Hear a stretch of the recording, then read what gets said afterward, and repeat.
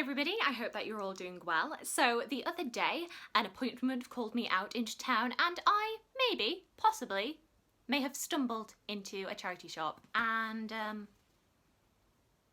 books may have been bought. I mean, they were doing 3 for 2. What was I meant to do? So yes, we've got a sneaky little charity shop haul for you today, as well as a couple of things which I ordered after listening to them on audiobook and just wanting the physical copy off. 2 of them had not arrived before this video, but they are on their way, so I'll just do a little image here for you. The first of those books which I have ordered but has not yet been delivered is The Outcasts of Time by Mortimer. This was a time travel historical fiction about 2 brothers who, after contracting the Black Death, are given a choice whether or not they stay in 1348 or whether they take their chances on the future and time travel 99 years into the future for the remaining 6 days of their lives. I actually did a review of this last week, which I will link down below for you. And the other book which I have ordered but has not yet come is Wives and Daughters by Elizabeth Gaskell. This has been my pick for Victober this year, and I absolutely loved it. I thought it was a brilliant book, and I will talk a little bit more about it in my October wrap-up part 1, which should be the next video or the one after. And an hour after filming, what should arrive at my door but the books! So now I can show you in physical form The Outcasts of Time by Mortimer in this pretty little paper bag with a beautiful red spine. Oh, isn't it pretty? And the Penguin English Library edition of Wives and Daughters. Look at that chunky boy.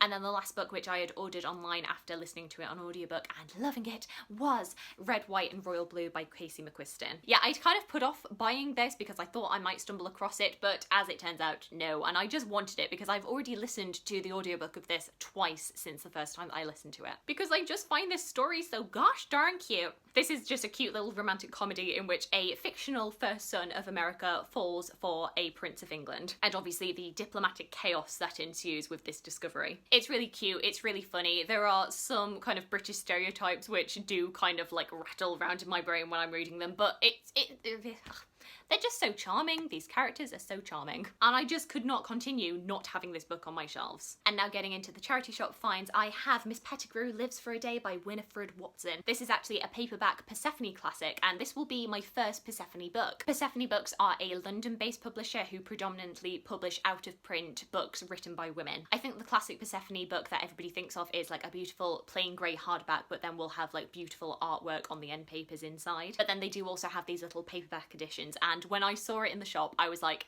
a Persephone book in a Halifax charity shop.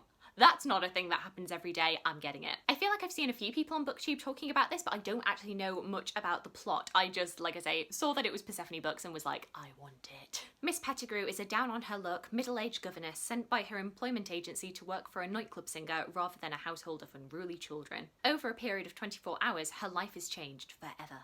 This charming, funny, light-hearted 1938 novel was a bestseller on first appearance and has been reprinted many times since Persephone Books first reissued it, complete with its original illustrations for a new generation of readers. And from the back of the book it tells me that it also had a BBC Radio 4 production as well as a film starring Frances McDormand. So this maybe is not quite so much of an unknown underground Persephone classic, as I know they do tend to publish. And then, like I say, I went into one of the charity shops and they were doing a 3 for 2 deal and all of their books were £1, so I couldn't not. And actually the first of the 3 for 2 books that I picked up was one that I already own. It is Norse Mythology by Neil Gaiman, and yes, I do already have a copy of this, but I had originally wanted this white edition. I believe they now do a black, white and a red edition of Norse Mythology. And like I say, when I first read Norse Mythology, I wanted this white edition. I don't know why, I just thought it was so pretty, but I could only find the black. And I thought there's no point paying again for another white one when I've already read it. But then I saw this one for £1 and I was like, well, I guess now I've got 2 copies. And now I suppose if anybody ever wants to borrow Norse Mythology from me, then I've got another copy, so I won't be too worried about getting it back. Norse Mythology, just kind of what it says on the tin, it is Neil Gaiman's own reimagining, retelling of the Norse myths. I actually didn't really know anything about Norse Mythology before I picked this up, and I found this so charming, so very funny, so highly recommend it if you're wanting an introduction to Norse Mythology. I then also stumbled across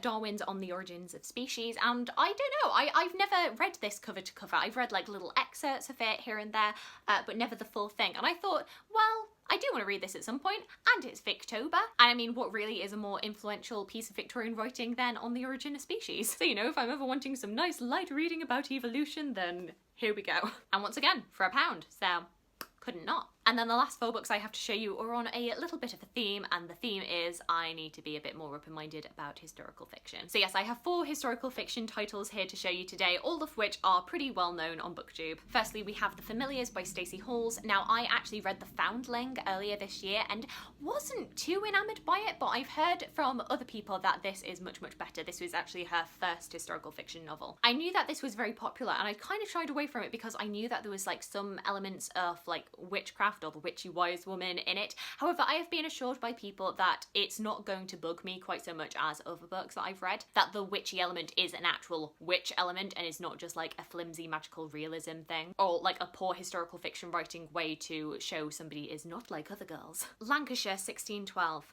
Fleetwood Shuttleworth, what a name, is 17 years old, married and pregnant for the 4th time. But as mistress at Gawthorpe Hall, she still has no living child, and her husband Richard is anxious for an heir. Then she crosses paths by chance with Alice Gray, a young midwife, who promises to help her give birth to a healthy baby. When Alice is drawn into the witchcraft accusations that are sweeping the northwest, Fleetwood risks everything by trying to help her. As the legendary Pendle witch trials approach and Fleetwood's stomach continues to grow, time is running out, and both their lives are at stake. So we shall see. I am endeavouring to keep an open mind because I have heard that this is very good. Next up, on particularly strong recommendation from Shah over at Thoroughly Enjoyed Books, I picked up a Sarah Waters book that I found, and this time I have The Little Stranger. I don't know necessarily if this is a good Sarah Waters to start out with. I know she is much more well known for Tipping the Velvet and Fingersmith. However, when I saw it, I thought, why not? In a dusty post-war summer in rural Warwickshire, a doctor is called to a patient at Lonely Hundreds Hall. Home to the Ayres family for over 2 centuries, the Georgian house, once grand and handsome, is now in decline. Its masonry crumbling, its gardens choked with weeds, its owners, mother, son and daughter, struggling to keep pace with a changing society. But are the Ayres is haunted by something more sinister than a dying way of life.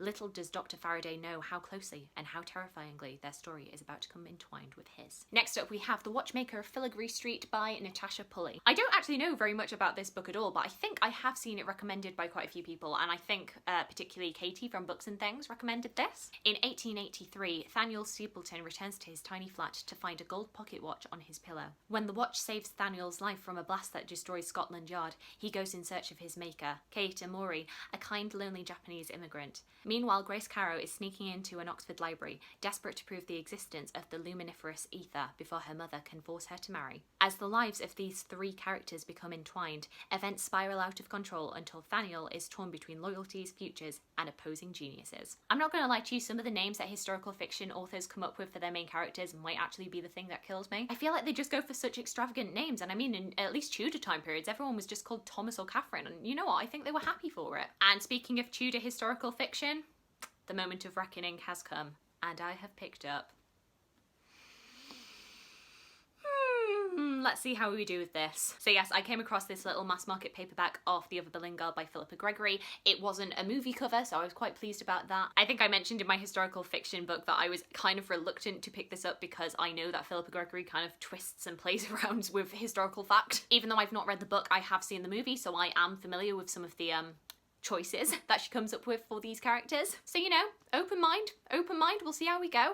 And I've just come to realise I don't think I own that many mass market paperbacks, and they really are tiny, aren't they? I mean, just for comparison, this is a standard paperback in comparison, and then against Red, White and Royal Blue, which is a little bit bigger, like, it's a diddy little thing. But yes, for those of you who are unaware, this tells the story of Mary Boleyn, who was the older sister of the famous Anne. Though if the movie is anything to go by, they pretend that Mary was the younger sister of Anne. They even have this really contrived line where Mary is getting married first, which is how we know that she is older than Anne, because they don't marry off their younger daughters first. But they have this really contrived line where Anne is congratulating Mary about her upcoming marriage. And she's all like, my younger sister about to be married before me. I'm just going to be the other Boleyn girl now. And I feel like my brain actually melted. But of course, Anne was not the only Boleyn girl to catch Henry's eye. He did actually engage in an affair with Mary first. And this kind of takes the line of, well, maybe Mary and Henry were actually in love the whole time and Anne stole him away from her. And I'm like,